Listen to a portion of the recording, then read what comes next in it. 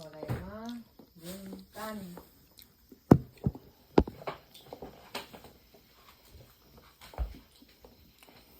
Ano ba sunod lang sa kuwan ng kitay? Tara. Ya, kana mo na.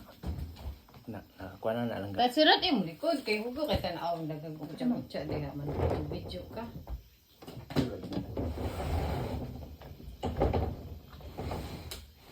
Yes.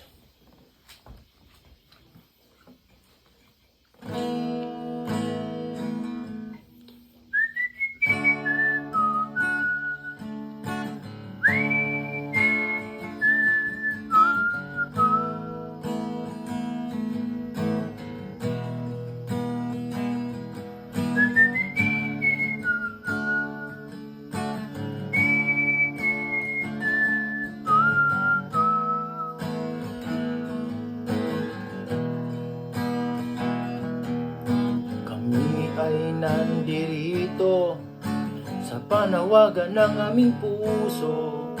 Walang ibang hangad, kalayaan mo. Ikaw ay inakusahan ng crime against humanity, kaya kinidnap ka ng pisot na si Tory.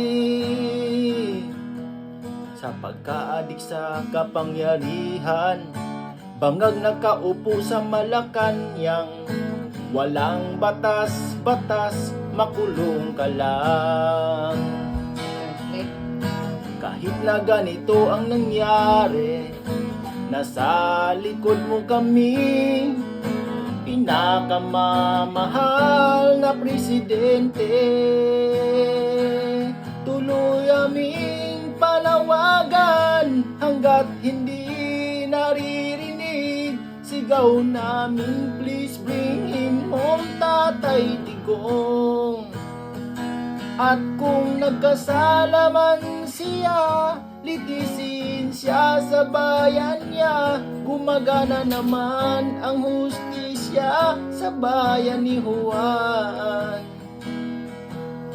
Pauwiin niyo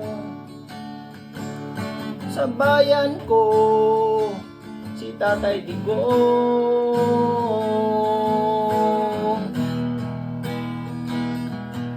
Kahit nasa hawla ka ng ICC, sipin mo lang nandito kami. Umulan man o umaraw, DDS kami. Buong mundo ay panawagan ng agila'y pakawalan. Matanda na ito't may karamdaman. Tuloy aming panawagan hanggat hindi naririnig. Sigaw namin, please bring him home, Tatay Digong.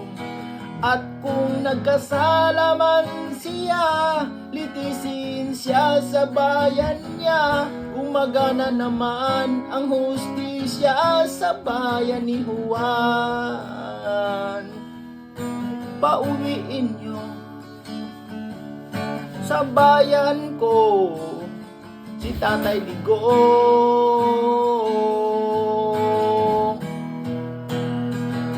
Tuloy aming panawagan hanggat hindi naririnig. Sigaw namin, please bring him home, Tatay Digong. At kung nagkasala man siya, litisin siya sa bayan niya. Hindi doon sa banyagang walang jurisdiction. Pakawalan niyo, matanda na ang agila ng Davao.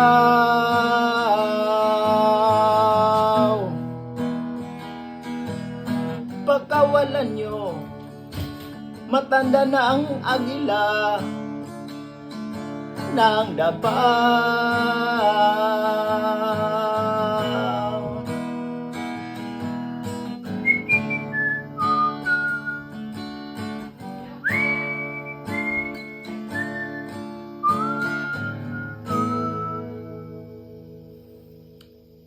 Yes. Tatay Digong, sana makalaya ka na. Sana magkaroon ng katarungan yung ginawa sa iyo.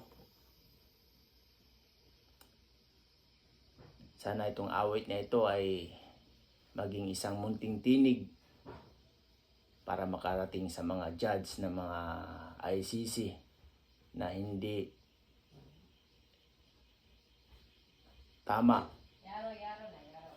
yung ginawa nila para sa iyo. Sana maging katarungan yung ICC. Dahil wala talaga sa legal process yung pagdukot sa iyo. Thank you sa lahat ng iyong ginawa para sa ating bayan. Isa ako sa mga nag-idolo sa iyo dahil sa iyong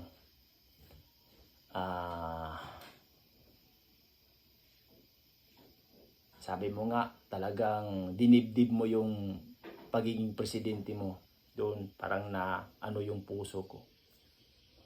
Naantig yung puso ko yung sa sinabi mo.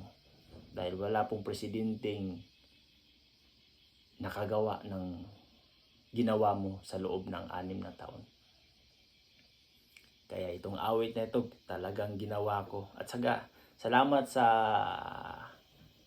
kay late Freddy Aguilar dahil sa kanyang melody, sa kanyang himig, madali kong nabuo o nagawa yung mga lyrics, mga letra ng kantang ito. Salamat. Sana may panahon pa na magkita tayo dahil sa buong buhay ko, isang beses pa lang kitang nakita. Close encounter. Yun. Sa isang Yakiniku food sa Davao. At saka hindi ko akalain na talagang makikita kita doon. Napakasimpleng tao. Idol talaga. Thank you.